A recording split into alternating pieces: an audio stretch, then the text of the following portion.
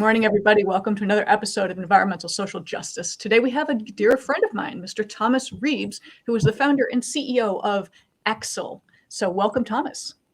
Thank you, Wendy. Good to be here. So you and I met a while ago, and you know a lot about transportation.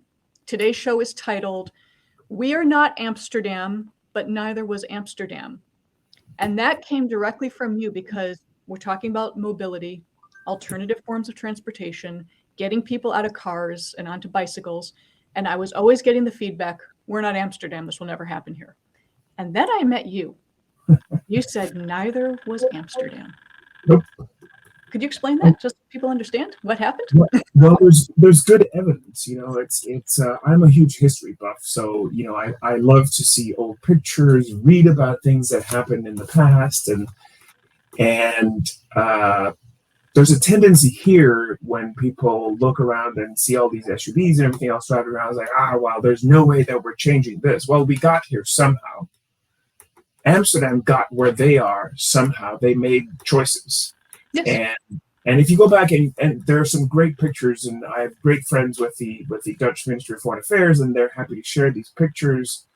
And they show Amsterdam that are clogged with cars and smog, and it's cluttered and busy. And apart from the fact that this is 30, 40 years ago, you could transpose this and you think, oh yeah, this is downtown Los Angeles, or insert, name a freeway, whatever you want to do. They made some choices, and that's why they are where they are now. The other interesting thing is, I hear people say a lot, there's like, oh, we're the best country in the world.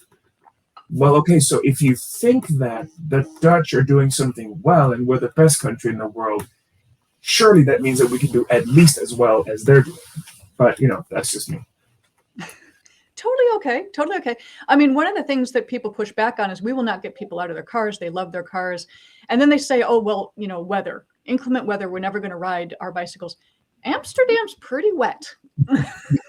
Well, I'm from Denmark.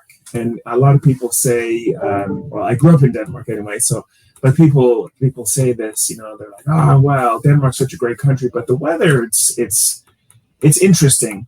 It doesn't get super cold, but, that doesn't mean it's not -10 or 0 degrees Fahrenheit. But people still make their way around. And I remember my wife, who grew up here, first time we were in Denmark in the wintertime, and we're on a bus because public transportation is great. And she looks out the window and sees a bunch of people on bikes, and she says, where are they going? And I was confused because I'm like, well, I don't know these people. What is she? How is she asking me this? And said, well, I don't know. They're like going somewhere. It's like, well, why are they going? Why are they on bikes? And I'm like, well, they probably need to go to work. But why are they riding their bikes in the snow? Oh, because it's Tuesday. And she's like, huh? Well, it's like, sure, if there were black ice, which was covered with snow, that would be dangerous, and probably people wouldn't be riding. Certainly people get hurt riding their bikes. People get hurt riding their cars, too, through no fault of their own, in fact, sometimes, And like you said, the weather is interesting. I grew up in a town called Aarhus in Denmark. It's the second largest. It's at 56 degrees north. If there are any geography nerds watching here who understand the distance between 1 degree of latitude, it's about 1,700 miles further north. And so weather is, it's like, you don't like the weather, wait 5 minutes. It'll rain, be sunny, windy, snowing, hail, go back to sunny, all in the same day. Oh, so New England. Okay. Yeah. New England, but with bike lanes. Yeah. You got me on that one. But when it comes to getting I've never been to Amsterdam, so all I'm comparing it to is like the cities that I have been to around the world. In order to get people off the bikes, it also has to be a city that's convenient for biking. So, I mean, I start thinking about like some of the American cities, and I'm like, I don't see how it can turn into a major biking metropolis. So how does that work as well? The old saying, you tell kids, like, how do you eat an elephant? One bite at a time. This will not happen overnight. So you have to make some decisions, right? So among all the great studies, One of them is if you have a local community and it's accessible by bike, meaning you can take your bike there and you can park it safely. And I'm not talking about these enormous tubes that are allegedly bike racks, which are completely useless as bike racks. But if you can take your bike safely to, say, downtown Culver City, uptown Whittier, Altadena, whatever those places are, very inexpensively, by the way, the most inexpensive infrastructure you can possibly invest in is cycling infrastructure.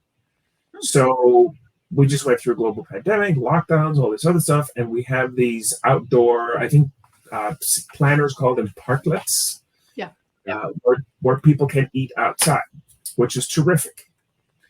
However, you still need to go to that place in a car, which most of them are pretty large. And if you could ride your bikes, that would be it. That would encourage people who live close by to come to that place, because once you're in your car, if you live in Beverly Hills or in Culver City or in El Monte or wherever, and you're in your car, what's to prevent you from saying, well, we may as well go to that restaurant in a different city altogether? So I would think city planners for the 88 cities in LA County would look at this and say, okay, well, if we invest in the cheapest possible infrastructure that keeps people's spending dollars in our city, generating sales tax in our city, that might be worthwhile at least talking about. And that's the first step. You were just addressing the issue, which I think when people talk about a biking infrastructure, you just mentioned a thing which popped up to my mind, is that it has to be local, because when you think about a major city like LA and people say, oh, we need to bike everywhere, no one's biking from downtown LA to Santa Monica to go to work. I know one person who does. Okay, there's one. But the reality is, when you start dealing with huge major metropolitan areas, to try to do a biking infrastructure, it has to be a local thing in order to get to do it. Yeah, you have to start local. Right.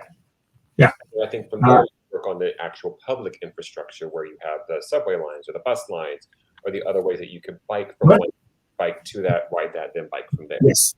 So you can do a combination of things, and if that's one of the things where, when people say things like, well, not Amsterdam, or we're not Copenhagen, or oh, Denmark's a small country, or Holland's a small country, and we're a huge country, and we're an enormous metropolis. Well, yeah, but city, county leaders, state leaders are also happy to say that we're a county with 88 cities. So not all the cities are small. That's all the neighborhoods aren't not all the cities are large, right? But not all the neighborhoods are enormous. We're not talking about taking the entire country and converting it to cycling only infrastructure. Again, it's like, it's not like we're saying it, and I certainly am not saying like, oh, let's take people's SUVs away.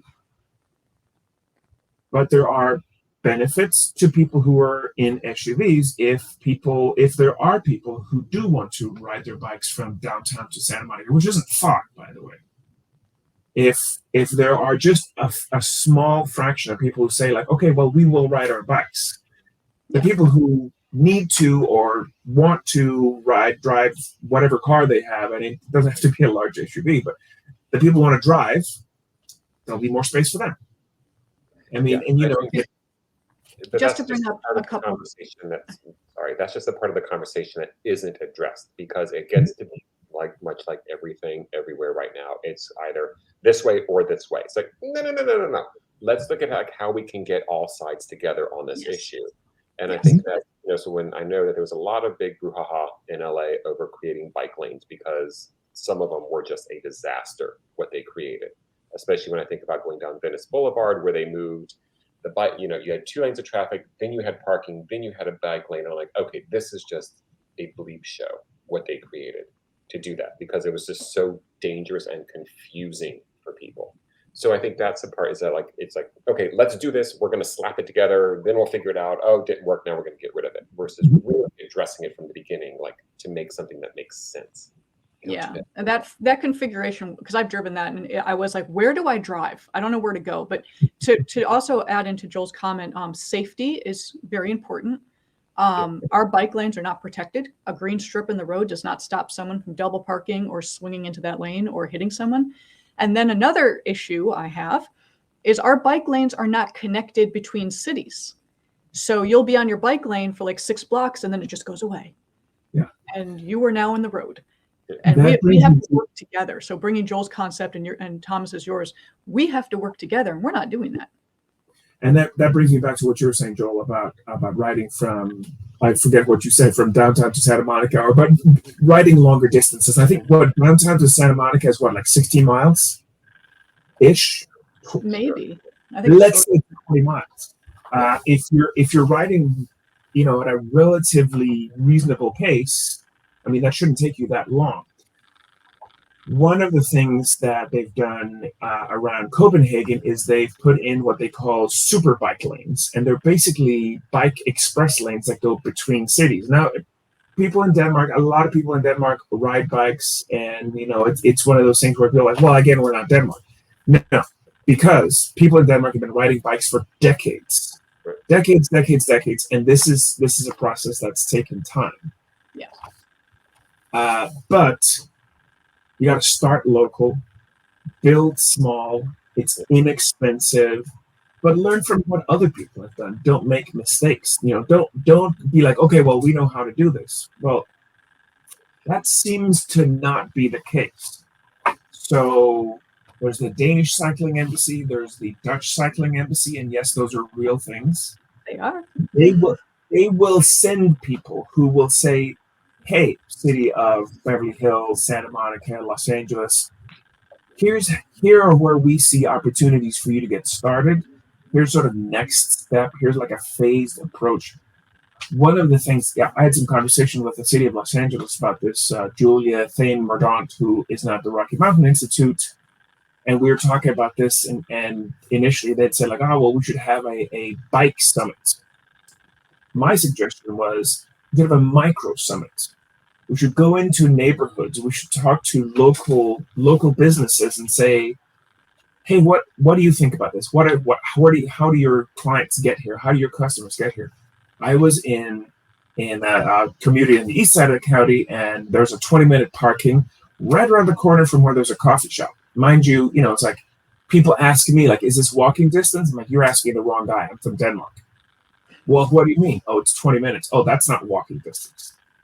So it's not a quarter of a mile. I mean, it's like an eighth of a mile. I'm like, okay, there's a 20-minute parking. I can park, get my coffee, and get back in the car.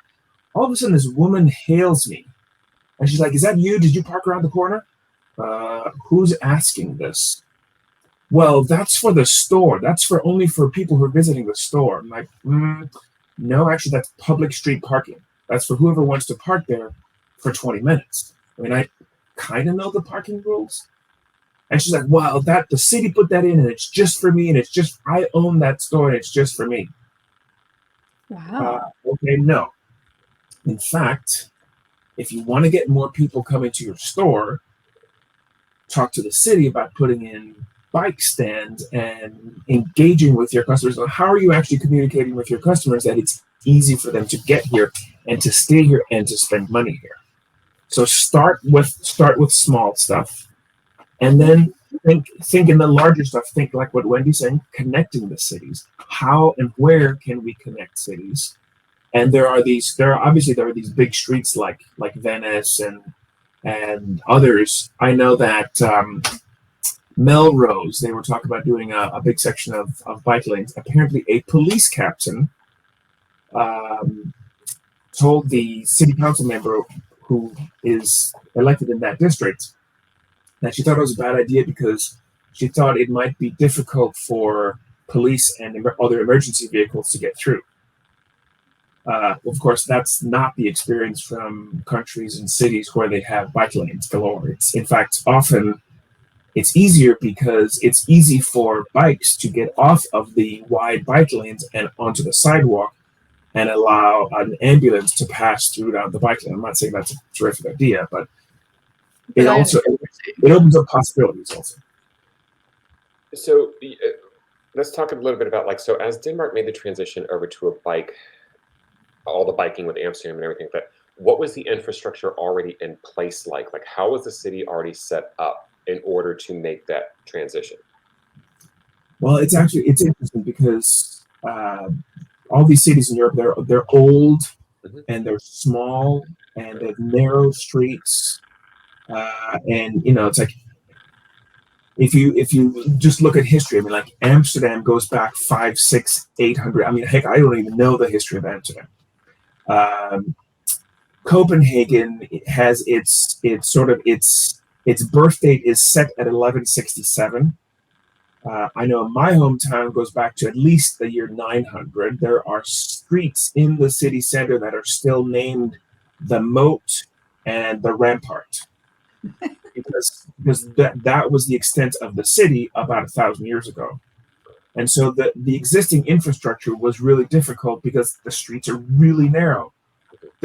One of the reasons that more people drive smaller cars in Europe is that streets in the cities are really narrow, and if you did have a full-size SUV, a full-size truck, you would have a hard time navigating around streets. Copenhagen, after a big fire in the 1700s, put in an ordinance that buildings had to have their corners cut off because the horse-drawn fire trucks couldn't make the go through the intersection in one turn. Right. And if you've ever had the opportunity to have horses try to back up with a heavy cart behind them, that's not a fun show. So it was really difficult, and they still made it work, but it was a plus. It's affecting change. And one of the things you and I talked about previously was when Amsterdam did switch over to bicycles, the automobile drivers did not care for that. No. And there were actual fist fights in the street between cyclists and automobile drivers. So they had their challenges, they had their pushbacks, but they figured it out. And that's what we need to do. And not just LA, but across the country, across the world.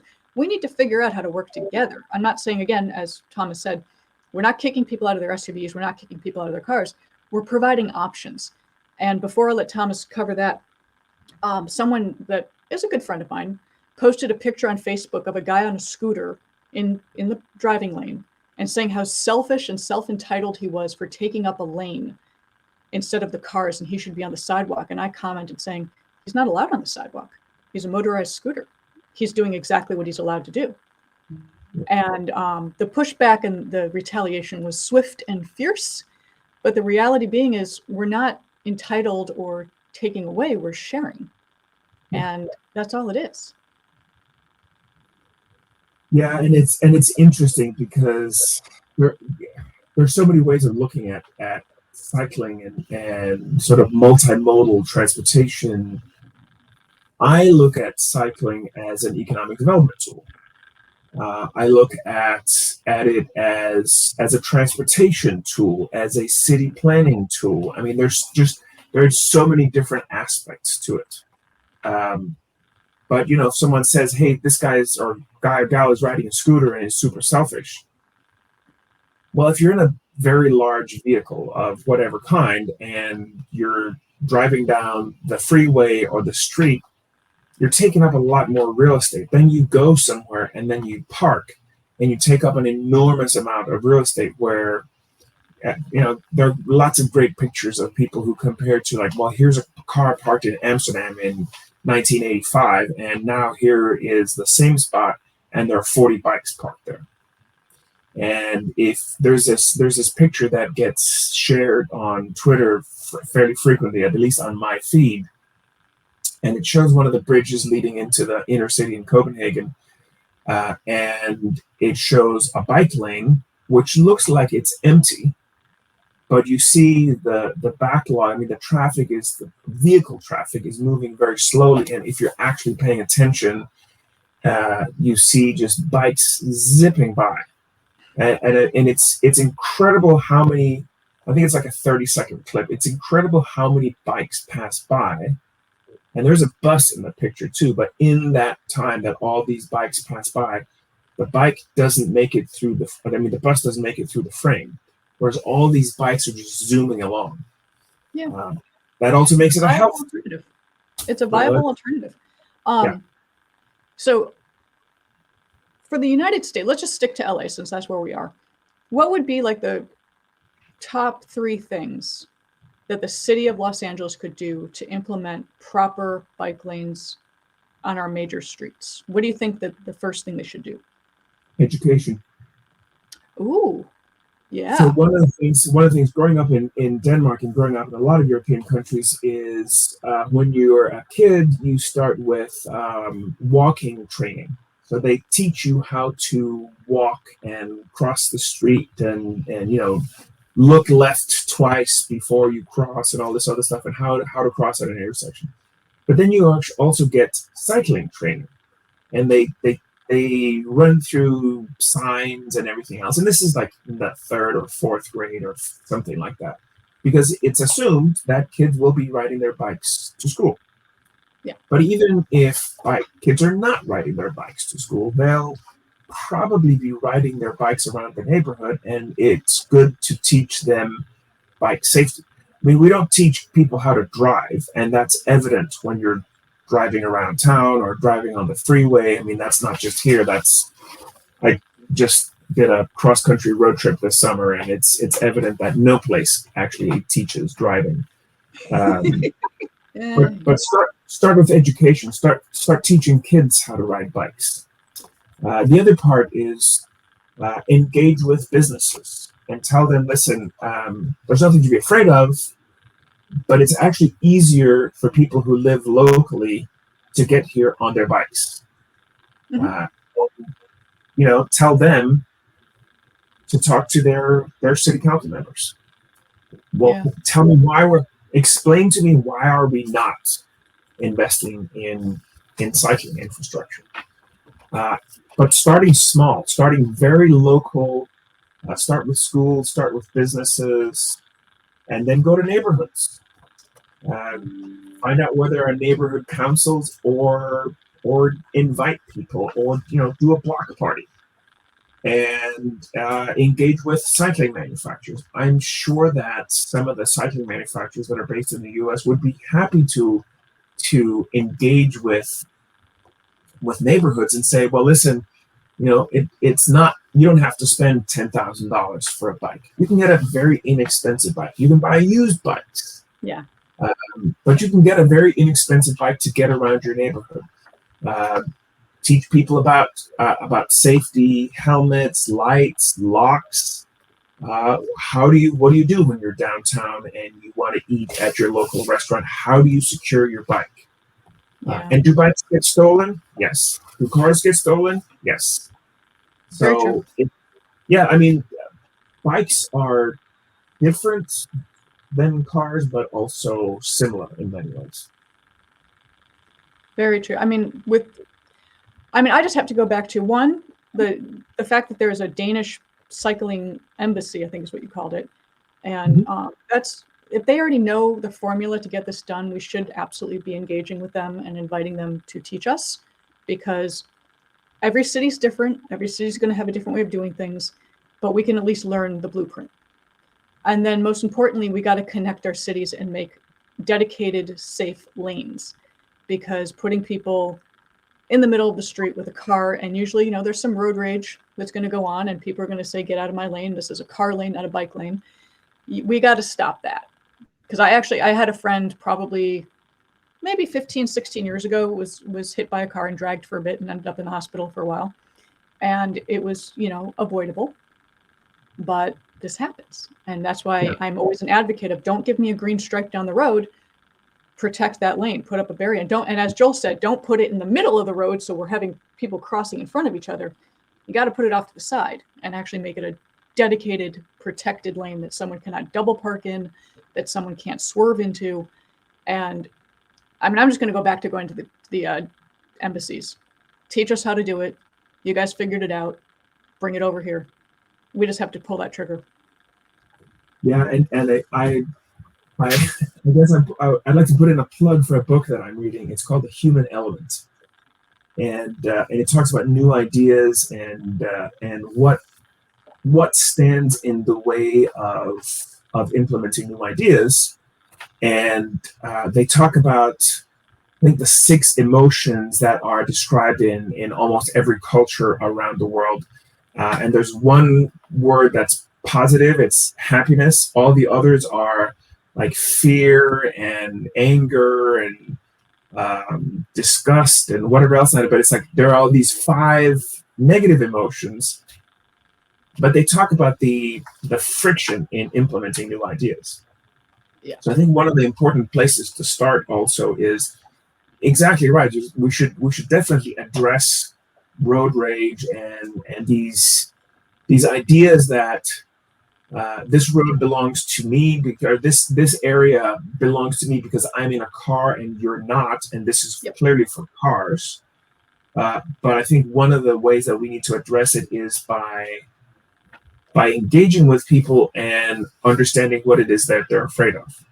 And that's why I say, like, we're not trying to take away people's cars, but we're trying to make more space for the people who do need to be in cars, because there are people for whom a vehicle is essential. I mean, obviously there are people who use their car for work, but there are people who for whom, biking might not be as easy. But Joel mentioned also this sort of like multimodal infrastructure, and it is one of the things that you see a lot in Europe is people have more bikes. They have, sort of a cheap, simple bike they use to ride to the bus or train station. Then they get on a bus or train, they travel for a while. You have another one at the end, because it's still a couple miles from that bus or that transit stop.